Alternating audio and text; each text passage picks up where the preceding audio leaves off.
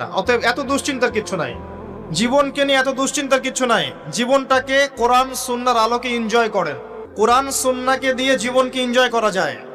কোরআন এবং সুন্নাহর আনুগত্যের মধ্য দিয়ে আপনি জীবনকে উপভোগ করেন। টেনশন করার দরকার নেই।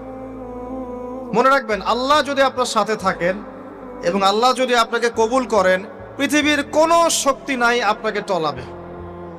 পৃথিবীর কোনো শক্তি নাই, পৃথিবীর সমস্ত শক্তি একত্রিত হয়ে আপনার চুল বাঁকা করতে পারবে না, যদি আল্লাহ আপনার সাথে থাকে। আর যদি আল্লাহ আপনার সাথে না থাকে, আইওয়াস শোডাউন দিয়ে কোনো লাভ হবে না, কেউ আপনাকে বাঁচাতে পারবে। অতএব আল্লাহকে আপন করে নেন, যার যার হক তাকে তাকে দেন, নিজের হক আল্লাহর কাছে চেয়ে নেন, ইনশাআল্লাহ আপনি সুখে থাকবেন।